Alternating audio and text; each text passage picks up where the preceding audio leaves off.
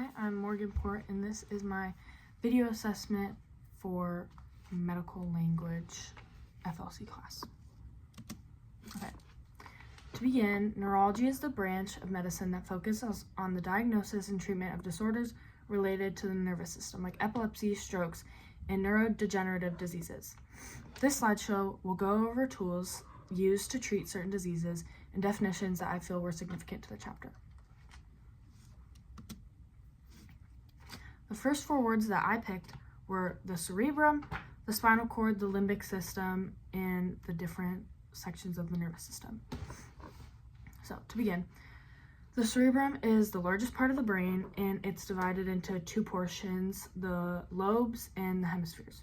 There are 4 lobes: the frontal lobe, the parietal lobe, the temporal lobe, and the occipital lobe.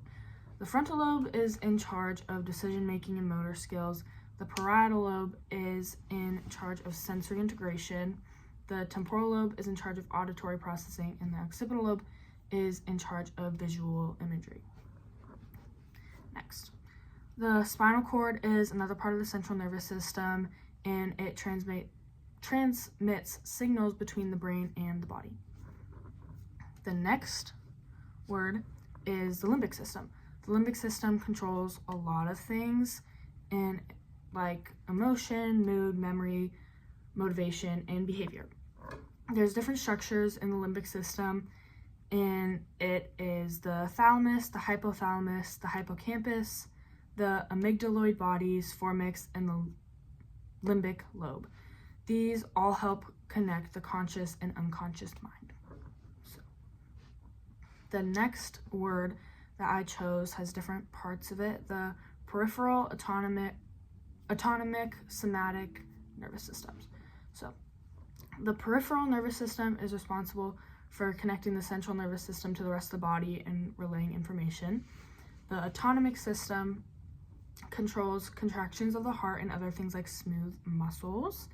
And the somatic system controls voluntary movement of the muscles. Next 5 through 8 words are neurons, neurotransmitters, neuromodulators, and hormones. So, to begin, a neuron is a specialized cell in the nervous system that transmits information through electrical and chemical signals, serving as the basic building blocks of the brain, spinal cord, and nerves. The next word is neurotransmitters, and these are chemical messengers that transmit signals across synapses between neurons, facilitating communication within the nervous system and influencing various functions like mood, sleep, and movement. The next word are neuromodulators, and these are brain chemicals that regulate neurotransmitter activity. So, it influences mood, pain, and cognition. The next word are hormones, and hormones are chemical messengers produced by glands that travel through the bloodstream and regulate bodily functions like growth, metabolism, and your mood. Okay, and then the next 9 through 12 words are amnesia, aphasia, tumors, and cerebrovascular accident.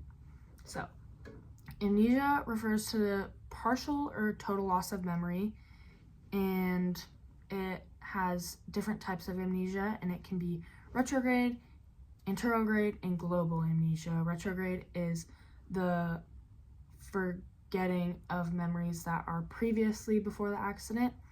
Anterograde is forgetting memories that were after the accident, and global is forgetting memories as a whole. The next word is aphasia, and this is the loss of the ability to communicate verbally or through writing. This can occur from head injuries, strokes, and disorders. There are different types of aphasia, and it is expressive, receptive, global, and dysphagia. The next word is tumors.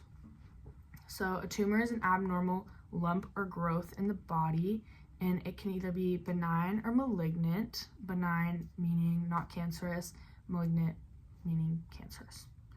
So there are different types of tumors, and one of them is a glioma. And yeah, brain tumors are found and searched for with a CT scan.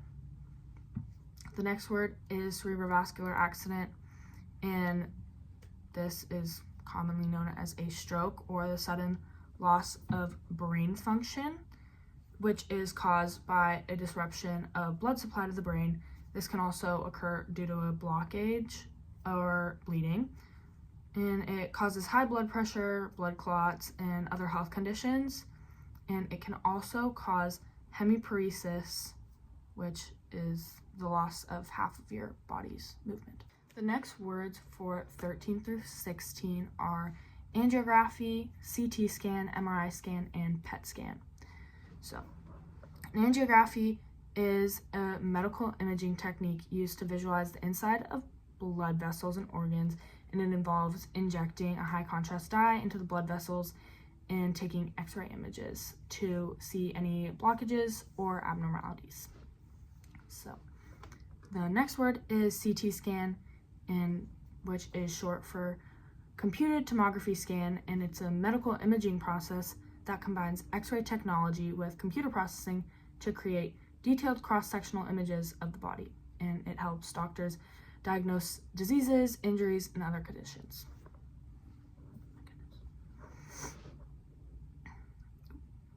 An MRI scan is the next word, and an MRI scan, or magnetic resonance imaging scan, is a medical imaging technique that uses strong magnets and radio waves to create detailed images of organs and tissues inside the body.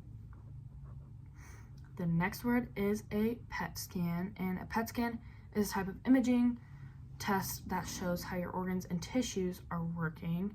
It uses a small amount of radioactive material that goes into areas of high activity, like tumors. The last couple of words for this presentation for 17 through 20 are Glasgow Coma Scale, neurological examination test, TENS, and a craniotomy. So, the Glasgow Coma Scale is a scale that is used to measure the severity of a patient in a coma. It is rated 3 to 15. The lower on the scale is the worst conditions an individual is in, and the higher is the better conditions that they're in. The next word is neurological examination tests, and this checks the nervous system, including reflexes, muscle strength, and coordination. It's used to diagnose issues with the brain, spinal cord, and nerves, and examples of these tests would be the coordination or the balance test. The next thing is TENS. So this is short for transcutaneous electrical nerve stimulation test. So it's a therapy that uses low voltage electrical currents to relieve pain. Electrodes on the skin send impulses that block pain signals to the brain. It's often used for chronic pain, and it is non-invasive. The last word that we have is craniotomy, and a craniotomy is a surgical procedure where a section of the skull is removed to access the brain, and it is used to treat a lot of conditions like brain tumors, brain clots, or any other traumatic brain injuries. So that is the end of my presentation.